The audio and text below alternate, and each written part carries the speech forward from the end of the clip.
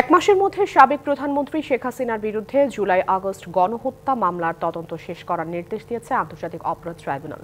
আর সাবেক মন্ত্রী, প্রতিমন্ত্রী সহ ১৩ আসামিকে গ্রেপ্তার দেখিয়ে পাঠানো হয়েছে কারাগারে। চিফ প্রসিকিউটর তাজুল ইসলাম জানিয়েছেন, গণহত্যার সঙ্গে তাদের সংশ্লিষ্টতা রয়েছে।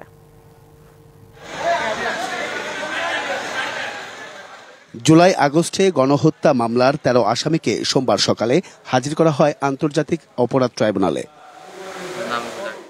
কড়া নিরাপত্তায় প্রিজন ভ্যান থেকে একে একে নামানো হয় সাবেক মন্ত্রী আনিসুল হক, ফারুক খান, ডাক্তার দীপুমনি, রাশেদ খান মেনন, হাসানুল হক ইনু, শাহজাহান খান, গোলাম দস্তগীর গাজী, সাবেক প্রতিমন্ত্রী জুনায়েদ আহমেদ পলক, কামাল আহমেদ মজুমদার, সাবেক প্রধানমন্ত্রীর উপদেষ্টা সালমান এফ রহমান, তৌফিক এলাহি চৌধুরী, অবসরপ্রাপ্ত বিচারপতি শামসুদ্দিন চৌধুরী মানিক ও সাবেক স্বরাষ্ট্র সচিব জাহাঙ্গীর আলমকে। তবে অন্য এক মামলায় রিমান্ডে থাকায় এদিন হাজির করা হয়নি সাবেক কৃষিমন্ত্রী আব্দুর রাজ্জাককে।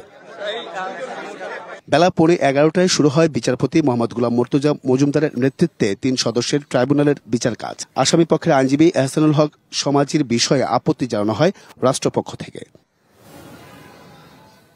শুনানি শেষে মামলার তদন্তের জন্য ১ মাসের সময় বেঁধে দেওয়া হয় ট্রাইব্যুনালে। পাশাপাশি অন্য আসামিদের ১৭ই ডিসেম্বরের মধ্যে গ্রেফতারের নির্দেশ দেওয়া হয়।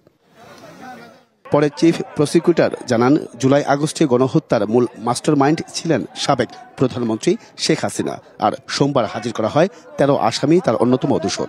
আজকে প্রধান আসামি ছিলেন শেখ হাসিনা। শুধুমাত্র তাকে রক্ষা করা এবং তাকে ক্ষমতা রাখার জন্য এই অপরাধগুলো সংঘটিত হয়েছে এবং এই সমস্ত অপরাধের সবচাইতে বড় দায় হচ্ছে শেখ হাসিনার। এবং তার নির্দেশে তাকে ক্ষমতায় রাখার উদ্দেশ্য বাস্তবায়নের জন্য আজকে বাকি যে ১৩ জনকে উপস্থিত করা হয়েছিল, তারা ক্যাবিনেটের সদস্য হিসাবে সরকার দলের এমপি ছিলেন, ১৪ দলীয় জোটের নেতা ছিলেন, রাজনৈতিক সহকর্মী ছিলেন। তারা সবাই মিলে এই অপরাধগুলো সংগঠন করেছেন নৃশংসভাবে। তিনি ট্রাইব্যুনালকে জানান, বন্দি বিনিময় চুক্তি অনুযায়ী শেখ হাসিনাকে দেশে ফিরিয়ে আনার চেষ্টা চলছে। আমরা ফরমাল রিকোয়েস্ট পাঠিয়েছি ইন্টারপোলের কাছে রেড নোটিশের মাধ্যমে, যে তাকে পেলে যেন গ্রেপ্তার করা হয়।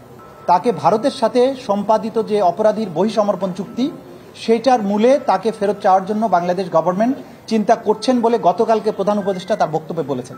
সাবেক প্রধানমন্ত্রী শেখ হাসিনা পলাতক থাকায় তার পক্ষে আদালতে কোনো আইনজীবী ছিলেন না। এদিকে আবেদনের প্রেক্ষিতে মামলার অভিযোগের কাগজ ও আসামির সঙ্গে কথা বলার অনুমতি দিয়েছে ট্রাইব্যুনাল। পাশাপাশি আসামিদের সাথে তাদের আত্মীয় স্বজনের দেখা করার অনুমতি দেওয়া হয়।